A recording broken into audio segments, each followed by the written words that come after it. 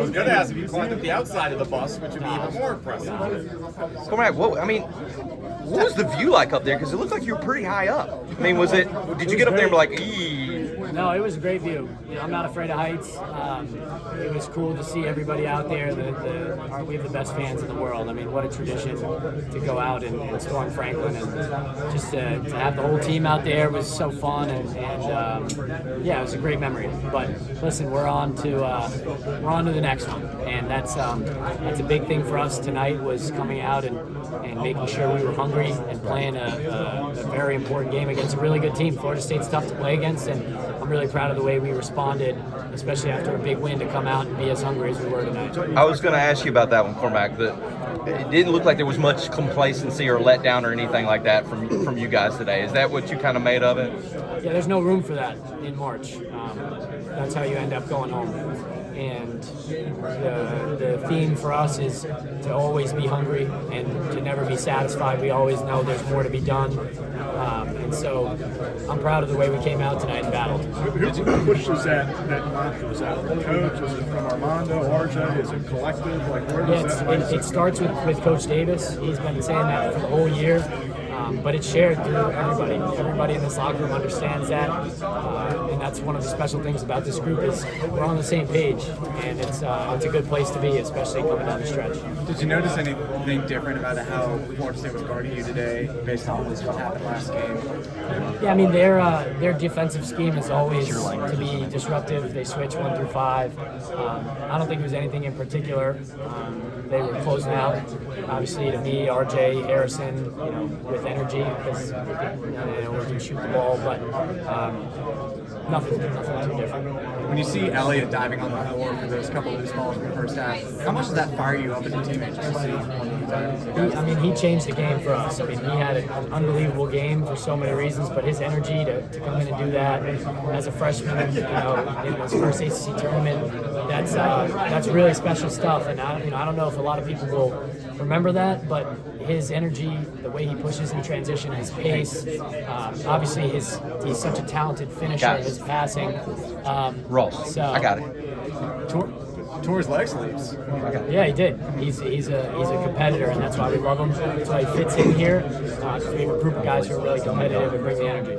Were you aware of, after making the all-defensive team, Armando had rebranded himself as a 3-and-D guy?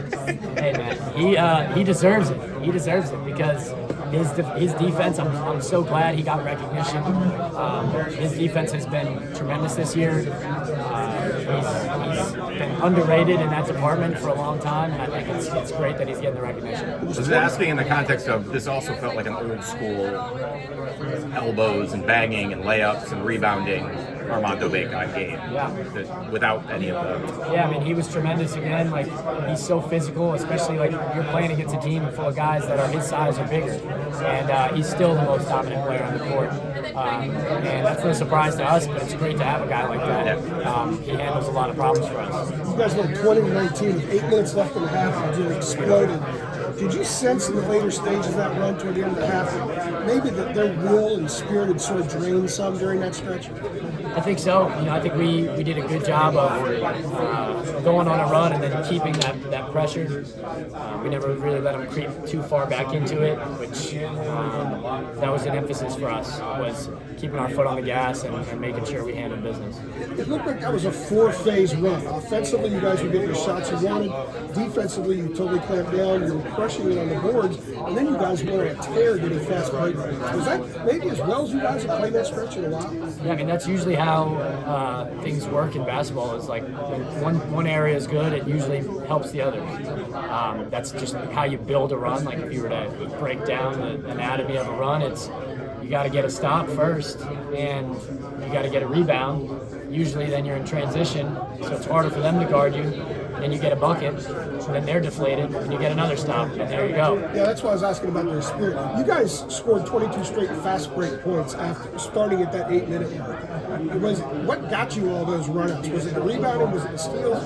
Combination of both? And did you guys know that you could get those runouts against them? It was both. Defense, I think we did a good job being physical. We were in passing lanes. We were able to turn them over sometimes or force them into a tough shot. we did a good job rebounding the basketball, and then we've got a team that can really run.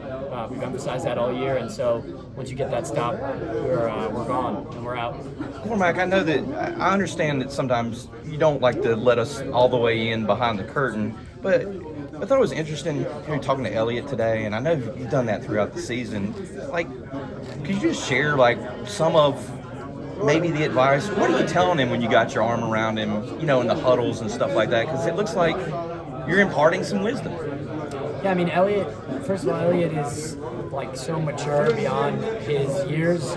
The way you can see it in the way he plays, he's so talented. He really doesn't need a lot of coaching or mentorship, period. Usually in those moments, it's something specific about the play. For the most part, his spirit is like so high that he rarely needs like a pep talk or anything like that. But he's a guy who's been really coachable this whole year, whether that's from the coaching staff, from the older guys. But again, like he's mature, he's talented, and the stuff that he brings to his team is, you can see it on the court, but it's really helpful for us. So it's really detailed stuff. It's detailed. For the most part. I mean, it's nuts and bolts. Nuts and bolts, or if he needs something more than that, we're definitely there to help him out. The intensity on defense in recent games, it seems like it's really been picking up, including today. Yeah, I mean, I think we did a good job today pressuring the ball once we kind of got going. My God. And I think that was big for us, forcing them to tough shots and rebounding it.